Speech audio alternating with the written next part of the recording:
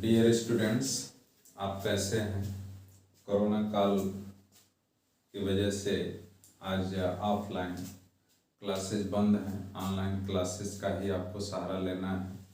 इसलिए हम ये अपील करेंगे कि आप अधिक से अधिक वीडियो देखें और उससे अधिक से अधिक अपने आप को ज्ञान से ज्ञानार्जित करें, ताकि जो नुकसान हो रहा है उस नुकसान की भरपाई हो सके। डियर स्टूडेंट्स, एकमात्र यही सहारा है। हम सब इसी ऑनलाइन क्लासेस के माध्यम से ही अपने ज्ञान में वृद्धि कर सकते हैं और परीक्षा की तैयारी भी कर सकते हैं। तो आइए शुरू करते हैं। आज का थीम है transportation of CO2 in blood, यानी रुधिर के अंदर किस तरह से CO2 का ट्रांसपोर्टेशन होता है, कैसे परिवहन होता है, उसके बारे में हम लोग आज चर्चा करेंगे। पिछले वीडियो में हम आपको O2 के ट्रांसपोर्टेशन के बारे में चर्चा किया था कि कैसे O2 जो है रक्त के अंदर कैसे उसका फ्लो होता है, कैसे वो एक जगह से दूसरे जगह ट्रांसपोर्टेट होता है, यानी ट्रांसपोर्टेशन उसका होता है। उसके बारे में हम लोग स्टडी किए थे। तो आइए समय जाए किए बगैर जो है हम CO2 के ट्रांसपोर्टेशन के बारे में चर्चा करते हैं। CO2, देखिए CO2 जो है वो हमारे रक्त के अंदर ही एक स्थान से दूसरे स्थान पर रक्त के माध्यम से ही जाता है, लेकिन किस रूप में जाता है, कैसे उसका जो है परिवहन होता है, उस परिवहन को हम यहाँ पे देखेंगे कि CO2 का जो ट्रांसपोर्टेशन होता है, CO2 का ट्रांसपोर्टेशन 3 माध्यम से होता है। कितने माध्यम से? 3 माध्यम से। पहला जो माध्यम है वो प्लाज्मा है। प्लाज्मा के माध्यम से 7% ऑफ CO2, ठीक है, ट्रांसपोर्टेड बाय प्लाज्मा,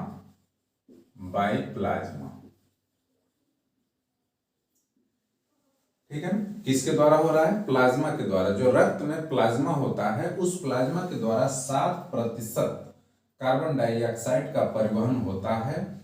आप पीछे आपने ऑक्सीजन के परिवहन में देखा होगा कि ऑक्सीजन का परिवहन मात्र 3% वो प्लाज्मा के द्वारा होता है। कितने प्रतिशत? 3%। लेकिन यहाँ पे 7% जो है वो प्लाज्मा के द्वारा कार्बन डाइऑक्साइड का परिवहन होता है। इसका कारण क्या है कि ऑक्सीजन की जो सॉल्युबिलिटी होती है, जो घुलनशीलता होती है, वो कार्बन डाइऑक्साइड की अपेक्षा कम होती है, ठीक है ना। और कार्बन डाइऑक्साइड जो है 20 गुना अधिक सॉल्युबल होता है प्लाज्मा के अंदर। कितने गुना? 20 गुना। फिर से स्टूडेंट, मैं एक बार फिर उसको दोहरा देता हूं, 20 गुना कार्बन डाइऑक्साइड ऑक्सीजन के अपेक्षा अधिक सॉल्युबल होता है प्लाज्मा के अंदर। तो 7% जो है वो प्लाज्मा के द्वारा परिवहन होता है, बाय प्लाज्मा, ठीक है। इसके बाद जो दूसरा जो माध्यम होता है वो होता है कार्बेमिनोहीमोग्लोबिन के द्वारा। किसके द्वारा? कार्बेमिनोहीमोग्लोबिन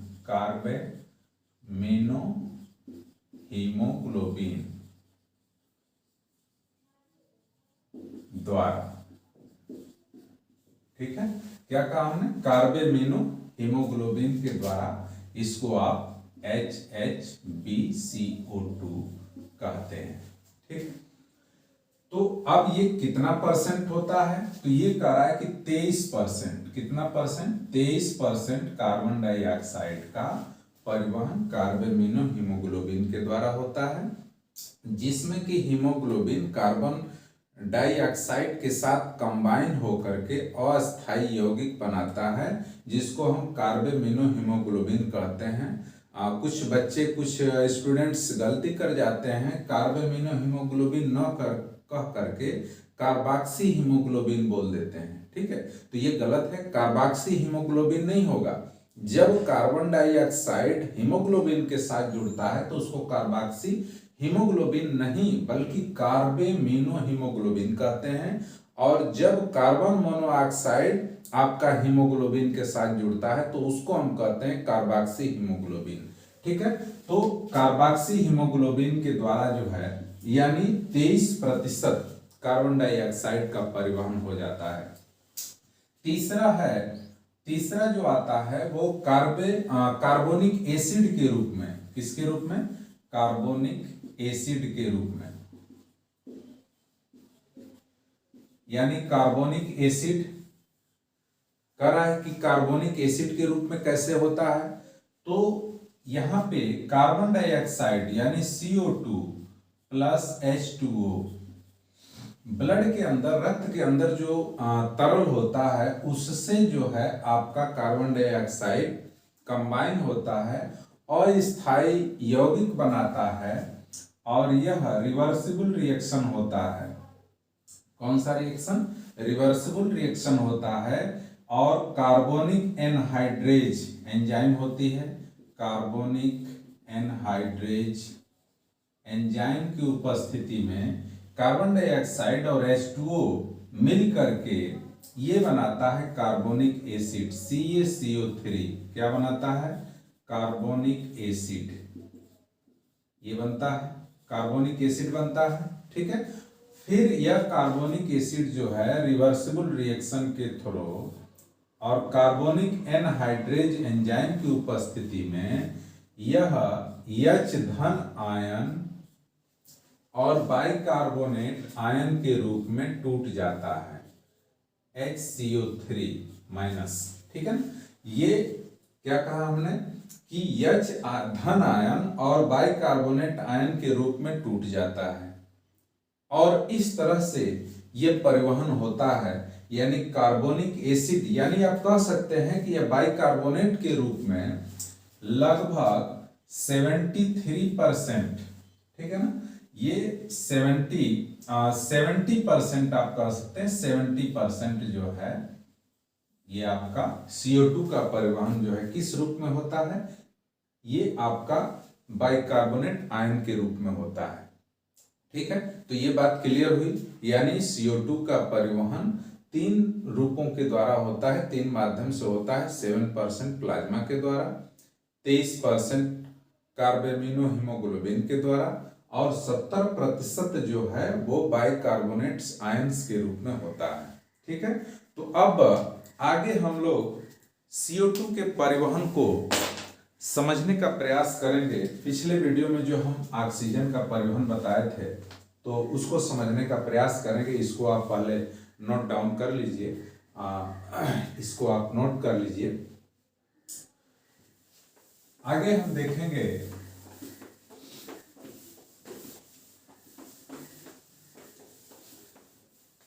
एक आरबीसी कोशिका के द्वारा कैसे जो है परिवहन होता है। ये आपकी एक कोशिका हो गई।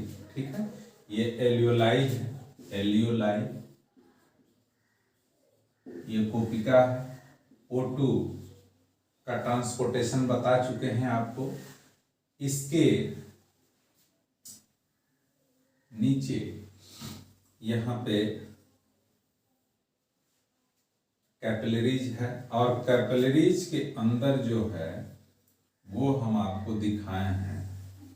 ये है आपका एक आरबीसी की कोशिका। ठीक है, ये क्या है? आरबीसी है और इस आरबीसी के अंदर है ना हीमोग्लोबिन के अणु जो है वो ऐसे हैं। हीमोग्लोबिन के अणु, ये हीमोग्लोबिन का अणु है। हमने बताया था कि हीमोग्लोबिन का अणु जो है 4 हीम और ग्लोबिन प्रोटीन से मिल करके बना होता है और ये ग्लोबिन प्रोटीन जो है इस तरह से ये प्रोटीन इस पे पाई जाती है। स्प्रिंग लाइक स्ट्रक्चर होता है। अब प्रश्न यह है, ये तो आपकी कैपिलरीज हो गई, ये कैपिलरीज है और इस कैपिलरीज के चारों तरफ क्या होगा? प्लाज्मा होगा, है ना। ये प्लाज्मा है आपका, ये प्लाज्मा है ठीक है, ये प्लाज्मा हो गया। अब प्लाज्मा के बाहर जो है, चूंकि ये कैपिलरीज है और कैपिलरीज के अंदर अंदर ही हम प्लाज्मा को दिखा देते हैं, अंदर ही होता है। ये प्लाज्मा हो गया, ये प्लाज्मा है, ठीक है। अब इस प्लाज्मा के बाहर यहाँ पे सेल होगा, कोशिका होगा, टिश्यू कह सकते हैं, ये टिश्यू है, ये टिश्यू है, ठीक है। तो टिश्यू जो है, टिश्यू को कार्बन डाइऑक्साइड जब बन जाता है, चूंकि ट्रांसपोर्टेशन हो रहा है, गैसेस एक्सचेंज हो रहा है, तो यहाँ से CO2 इंटर कर रही है और यहाँ से O2 इंटर कर रही है, CO2 निकल रही है। प्रक्रिया तो हमेशा ब्रीदिंग में चलता रहता है, ठीक है। O2 ट्रांसपोर्टेशन के तहत हमने बताया था कि O2 जो है 3 लेयर से होकर के और ब्लड के अंदर प्रवेश करती है, जिसमें कि 3% प्लाज्मा के द्वारा कैरी हो जाता है O2, ठीक है। कितने परसेंट? 3%, और 97% जो है वो आपका कैरी होता है RBC के द्वारा। तो ये तो आपका O2 के ट्रांसपोर्टेशन के बारे में। अब CO2 का ट्रांसपोर्टेशन आप देखेंगे, चूंकि गैसेस एक्सचेंज के परिणाम स्वरूप ऑक्सीजन और CO2 का गैसेस एक्सचेंज होता है। ये RBC की कोशिका है। अब इस कोशिका में ये जो हीमोग्लोबिन के अणु होते हैं, ये हीमोग्लोबिन के अणु, इन पर O2, सब पर O2 जो है ऑक्सीजन जुड़ा हुआ है, यहाँ भी जुड़ा है, यहाँ भी जुड़ा है, यहाँ भी जुड़ा है, यानी चारों इस हीमोग्लोबिन के चारों हिम के अणुओं पर, आयरन पर O2 के अणु जो है जुड़े हुए हैं, ठीक है। तो जब O2 के अणु, 4 अणु O2 के जुड़े हुए हैं और ये O2 जो है, इसकी खोज में टिश्यू परेशान है। टिश्यू के अंदर CO2 बना हुआ है। क्या बना हुआ है? CO2, यानी मेटाबॉलिक एक्टिविटीज के परिणाम स्वरूप इस टिश्यू में CO2 बनता है। अब इसे चाहिए ऑक्सीजन, और ऑक्सीजन चाहिए क्योंकि ऑक्सीजन के द्वारा ही ये ग्लूकोज का ऑक्सीकरण करेगा और उस ग्लूकोज के ऑक्सीकरण के बाद ऊर्जा उत्पन्न होगी और CO2 बनेगी। यानी ये ग्लूकोज प्लस O2, ये होता है CO2 प्लस एनर्जी, यही होता है, ये रिएक्शन होता है। तो CO2 बना और एनर्जी बना। इस एनर्जी का या कोशिका या ऊतक के अंग जो है उपयोग करेगा और इस CO2 को एग्जिट आउट करेगा, बाहर निकालेगा। चूंकि CO2 अब यहां से निकलेगा, ठीक है, तो यहां प्रॉब्लम ये है कि हीमोग्लोबिन का जो अणु है, वो हीमोग्लोबिन का अणु ऑक्सीजन को छोड़ने के लिए तैयार नहीं, उससे कंबाइन हो गया, उससे मतलब एक तरह से बंध गया है, एसोसिएट हो गया है, तो छोड़ने को तैयार नहीं है। प्रॉब्लम इस टिश्यू की है कि अब उसे ऑक्सीजन कैसे मिलेगा और CO2 को कैसे वो रिलीज आउट करेगा। प्रॉब्लम उसके सामने ये है। तो होता क्या है कि टिश्यू जो है वो अधिक से अधिक CO2 को रिलीज आउट करता है। अब यह CO2 जब निकलती है तो कह रहा है कि CO2 प्लाज्मा में 7%, क्योंकि यहां आपने अभी पहले ही हमने बताया कि 7% प्लाज्मा में घुल करके वो ब्लड के थ्रू बहता रहेगा, जाता रहेगा, उसका ट्रांसपोर्टेशन होता रहेगा। लेकिन 25% जो है, या कह सकते हैं 23% जो CO2 होती है वो किस माध्यम से ट्रांसपोर्ट होगी? वो कार्बेमिनो हीमोग्लोबिन के द्वारा इसका ट्रांसपोर्टेशन होगा। तो कह रहा है कि यहां पे जो HB के अंदर 23%, यानी HB जो है वो CO2 के साथ मिलेगा तो क्या बनाएगा? कार्बेमिनो हीमोग्लोबिन। क्या बनाएगा? कार्बेमिनो हीमोग्लोबिन, कार्बेमिनो हीमोग्लोबिन। तो कार्बेमिनो हीमोग्लोबिन के द्वारा इसका परिवहन होगा। अब ये कार्बन डाइऑक्साइड जो है वो जा करके Hb से जुड़ेगा। किससे जुड़ेगा? Hb से। यहाँ पे जुड़ गया। तो अब देखिए जब जुड़ जाता है तो अभी भी ये ऑक्सीजन को यह हीमोग्लोबिन छोड़ा नहीं है, क्योंकि उसको बांधे हुए, अपने साथ जुड़े हुए, काफी उसमें लगाव है, प्रेम है एक दूसरे के साथ जो है, तो छोड़ना नहीं चाहता है। और उतक छोड़ने के लिए परेशान है कि कब हम ऑक्सीजन को प्राप्त कर लें, वो छोड़े और हम प्राप्त कर लें। जब ये CO2 जाके यहाँ जुड़ता है तो फिर थोड़ा सा जो बंध है ना वो ढीला होता है, फिर भी ये ऑक्सीजन को नहीं छोड़ता है। ठीक है, जब ऑक्सीजन को नहीं छोड़ता है तो यहां पे कह रहा है कि अब आगे क्या होता है कि ये जो CO2 है, इस CO2 का 70%, कितना बताया हमने? 70% वो आपका ढोया जाता है, ट्रांसपोर्ट होता है किसके द्वारा? यह होता है आपका बाइकार्बोनेट आयंस के रूप में। तो इस ब्लड के अंदर, Hb के अंदर जो लिक्विड होता है, जो तरल पदार्थ होता है, उससे जा करके और यह CO2 बाइंड हो जाता है। तो देखिए CO2 प्लस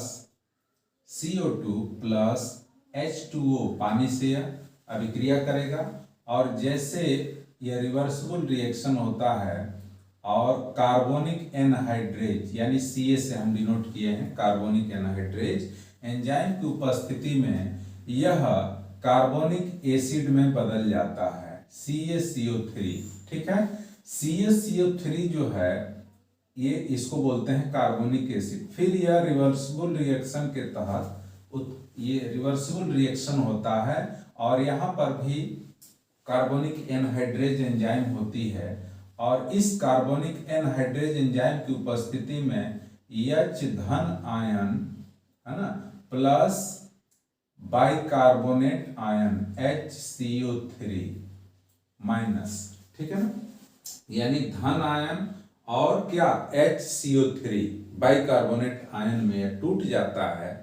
अब H जो धनायन की मात्रा है वो आरबीसी के अंदर, ये तो आपका आरबीसी है ना, आरबीसी के अंदर H धनायन की मात्रा बढ़ेगी, ये बढ़ती रहती है।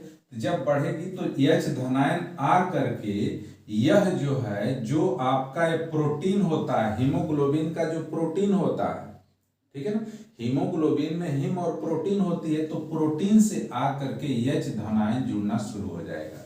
जब H धनायन आ करके इस प्रोटीन से जुड़ता है तो यहाँ पर ऑक्सीजन जो है, एक ऑक्सीजन का अणु जो है वो रिलीज हो जाता है, क्योंकि अब वो देखता है कि अब इसके बाद हमारे पास कोई चांस नहीं है इसके साथ जुड़े रहने के लिए, तो वह उसको लूज कर देता है, उसको छोड़ देता है। एक ऑक्सीजन इस सेल को प्राप्त होता है, हालांकि इसे कम ऑक्सीजन की इतने ऑक्सीजन से काम चलने वाला नहीं है, 7%, इसको तो अधिक से अधिक ऑक्सीजन चाहिए और 7% ही ये निकला है यहाँ से, तो इससे निकलने से कोई काम होने वाला नहीं है। तो ये सोचता है कि हमें अधिक से अधिक ऑक्सीजन मिले ताकि हम ऑक्सीडेशन की क्रिया के परिणाम स्वरूप अधिक से अधिक एनर्जी को प्रोडक्ट कर सकें। तो इस चीज को अब यहाँ पे कह रहा है कि HCO3 यानी बाइकार्बोनेट आयन के रूप में जो CO2 का परिवहन होता है, ये अधिक से अधिक H आयन अंदर की तरफ बढ़ते जाते हैं, और ये क्रिया जो है CO2 प्लस H2O इस मूवमेंट में, इस डायरेक्शन में मूव करती रहती है, ठीक है, इस डायरेक्शन में। अब HCO3 की मात्रा चूंकि कह रहा है कि यहाँ पे ज्यादा से ज्यादा आरबीसी के अंदर HCO3 यानी बाइकार्बोनेट आयन, रेड आयन बनने लगते हैं, तो इस रेड आयन के बनने से अधिक अगर बाइकार्बोनेट आयन इस आरबीसी के अंदर बनेंगे तो यहाँ पे निगेटिविटी चार्ज होगी, और जब निगेटिव चार्ज होगा तो फिर जो है ये अभिक्रिया जो है रिवर्स में जाने लगेगी, यानी उल्टा या अभिक्रिया ऐसे होने लगेगी, और आपको कराना जो है मूवमेंट इस रूप में कराना है, ठीक है। तो अब इसके लिए ये जो आपका HCO3 है, जो HCO3 है यानी बाइकार्बोनेट रेड आयन, ये आपका बाहर जो है प्लाज्मा में, ये आपका प्लाज्मा है, ये प्लाज्मा में आने लगेगा, ठीक है। और जब प्लाज्मा में आने लगेगा तो फिर ये इसी डायरेक्शन में अभिक्रिया जो है होती रहेगी, ठीक है। अब कह रहा है कि HCO3 अगर प्लाज्मा में आ रहा है तो ऐसा न हो कि आरबीसी के अंदर, क्या कहा हमने, आरबीसी के अंदर धन आयन की संख्या अधिक हो जाए, और इसको कंट्रोल करने के लिए चूंकि ऋण आयन यहां से बाइकार्बोनेट आयन बाहर निकल रहा है, तो बाहर निकल रहा है, तो अब इसको मेंटेन करने के लिए क्या होता है, यहां पे क्लोराइड जो है Cl, ये chloride ion chloride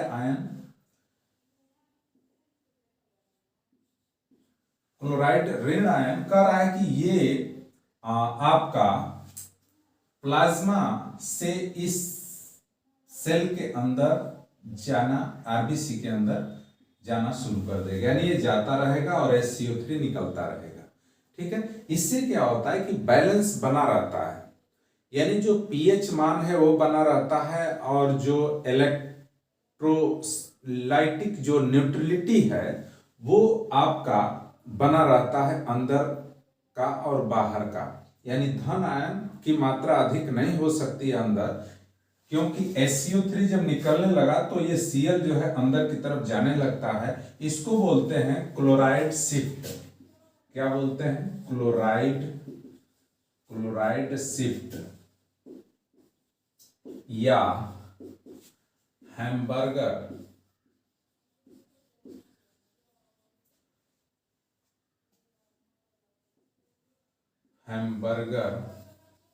shift. Chloride shift या हैम्बर्गर शिफ्ट के नाम से जानते हैं, क्योंकि क्लोराइड आयन जो है अंदर आरबीसी के अंदर जाता है, और फिर बाइकार्बोनेट आयन जो है वो प्लाज्मा में जाता रहता है, इसलिए बैलेंस दोनों तरफ बना रहता है। ठीक है, अब ये कह रहा है कि जैसे ये बाइकार्बोनेट आयन जो है वो बाहर की तरफ जाते हैं, Cl अंदर की तरफ आते हैं, तो यहां पे कहा जाता है कि जो Hb होता है, Hb एक तरह से बफर का काम करता है। किसका काम करता है? बफर। Hb जो है वो बफर होता है, एक बैलेंस का काम करता है। Hb हीमोग्लोबिन का काम जो है वो बफर का काम होता है, यानी वो एसिडिटी और बेस की जो कंडीशन होती है, दशा होती है, उसको बनाए रखता है। पीएच मान को मेंटेन करता है, यानी पीएच बढ़ न जाए, घट न जाए, इसको मेंटेन करेगा। तो इसलिए हम Hb को जो है एक बफर के रूप में जानते हैं, एक बफर के रूप में इसको जानते हैं। ठीक है, तो इस तरह से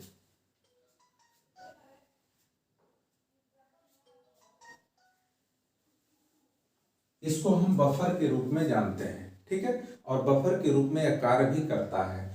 अब इस चीज को हम एक फिगर के माध्यम से भी समझने का प्रयास करेंगे, जो कि देखिए यहां से ऑक्सीजन जैसे अंदर प्रवेश की है दूसरे फिगर से, इसको तो आप क्लियर कर लिए होंगे, नोट आउट कर लीजिए, स्क्रीनशॉट ले लीजिए इसका।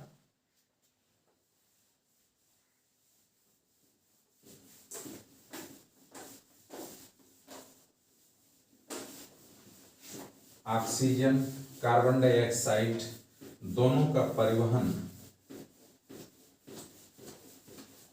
डिटेल में आप यहां देखेंगे।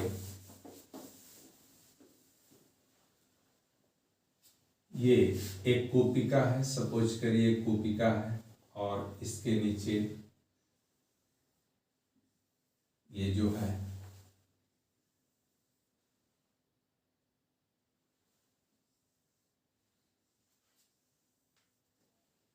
ये वाहिनी है, कैपिलरीज है, इस तरह से, या ऐसे कर लेते हैं, कैपिलरीज। इस कैपिलरीज के माध्यम से ये ब्लड आता है हार्ट में, हार्ट से ये जाता है फिर टिश्यू में, यहाँ सपोज करिए टिश्यू है, टिश्यू, इस टिश्यू से फिर ये जाएगा हार्ट में, और हार्ट से हार्ट से ये चला जाता है कैपिलरीज के माध्यम, फिर लंग्स में जाता है। O2 एंट्री होती है और CO2 एग्जिट आउट होता है। O2 जैसे आता है, देखिए O2 गैसेस एक्सचेंज के परिणाम स्वरूप ये O2 कैपिलरीज में आ गया, इस कैपिलरीज से आएगा आपका हार्ट में, और हार्ट से फिर ये वेसल्स के माध्यम टिश्यू में जाएगा। अब टिश्यू से CO2 बनेगा, ठीक है, और CO2 युक्त ब्लड जो है फिर आपका आएगा हार्ट में, और हार्ट कहता है भैया तुम जाओ, तुम तो डीऑक्सीजनेटेड हो, डीऑक्सीजनेटेड ब्लड की हमें ज़रूरत नहीं है, तुम जाओ पहले लंग्स के अंदर और ऑक्सीजनेटेड होकर के आओ। तो ये जाता है लंग्स में, एल्यूलाई में, और यहाँ से फिर ऑक्सीजनेटेड होगा तो फिर यह वापस आता है। ये CO2 यहाँ से डिफ्यूज हो जाती है, यानी ये बाहर निकल जाती है, ठीक है। तो O2 लेना और CO2 को बाहर निकालना, ये प्रक्रिया है, ये फिनोमेनन है, ठीक है। अब कह रहा है कि जो प्रोसेस होता है इसमें दो इफेक्ट काम करते हैं, दो इफेक्ट, एक बोहर इफेक्ट होता है, एक है बोहर इफेक्ट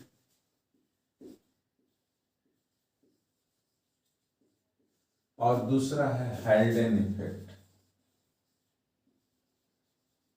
हेल्डेन इफेक्ट, ये बोहर इफेक्ट और हेल्डेन इफेक्ट क्या होता है, तो कह रहा है कि जो बोहर इफेक्ट होता है वो टिश्यू के अंदर होता है। किसमें होता है? टिश्यू के अंदर, टिश्यू में होता है, टिश्यू में होता है, ऊतकों में होता है। और इस बोहर इफेक्ट में क्या होता है कि टिश्यू के अंदर कार्बन डाइऑक्साइड यानी CO2 की सांद्रता बढ़ जाती है। CO2 का जब कंसंट्रेशन बढ़ जाता है तो इसकी वजह से जब CO2 का कंसंट्रेशन बढ़ जाएगा तो HB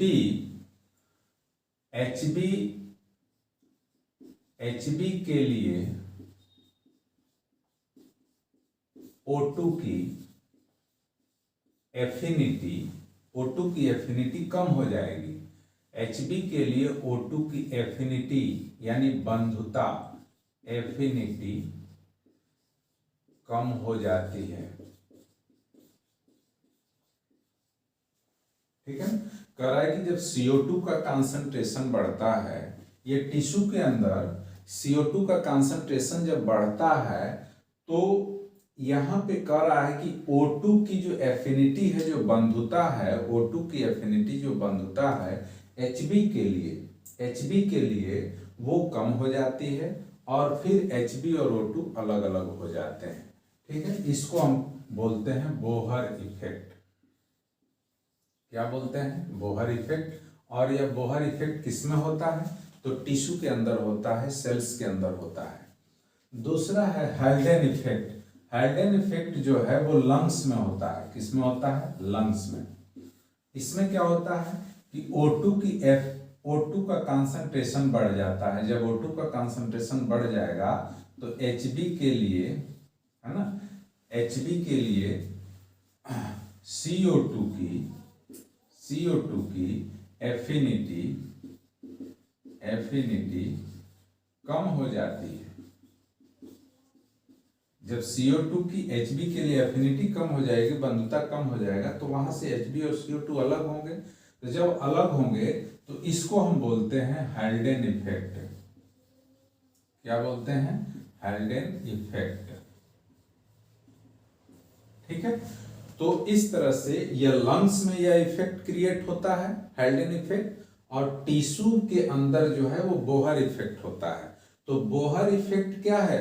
O2 को HB से अलग करने का एक प्रभाव होता है, यानी HB से, हीमोग्लोबिन से O2 अलग होगा, हेल्डेन इफेक्ट में CO2 से HB अलग होगा, ठीक है। तो ये दोनों इफेक्ट जो है कंटिन्यूअस टिश्यू और लंग्स में चलते रहते हैं। तो डियर स्टूडेंट्स, आज हम लोग CO2 के परिवहन को डिटेल में पढ़ा। क्लोराइड शिफ्ट क्या होता है इसको भी हमने देखा। तो इस तरह से इसको आप तैयार कर लेंगे साथ ही साथ एक बार फिर जो है हम आपको CO2 का परिवहन का जो मेन सारांश होता है, क्या कहा हमने, CO2 का परिवहन ब्लड के द्वारा ही होता है और ब्लड में प्लाज्मा में केवल 7% घुलित अवस्था में कार्बन डाइऑक्साइड एक स्थान से दूसरे स्थान तक जाता है। 23% जो CO2 होता है वो कार्बामिनो हीमोग्लोबिन के रूप में ट्रांसपोर्ट होता है। 70% जो है वो बाइकार्बोनेट्स आयन के रूप में ट्रांसपोर्ट होता है। ठीक है, वो चीज़ हमने आपको फिगर के माध्यम से भी समझाने का प्रयास किया है। हमें उम्मीद है कि आपको यह समझ में आ गया होगा और यह वीडियो जो है आप लास्ट तक आप देखते रहिए और अगर समझ में नहीं आता है तो फिर आप उसे दोबारा रिवाइज करके देख लीजिए। कमेंट बॉक्स में जा कर के कहीं कोई प्रॉब्लम हो रही है तो कमेंट्स भी अवश्य लिखिए। साथ ही साथ अगर वीडियो पसंद आती है तो लाइक करिए, शेयर करिए, सब्सक्राइब करिए। तब तक के लिए थैंक्स फॉर ऑल।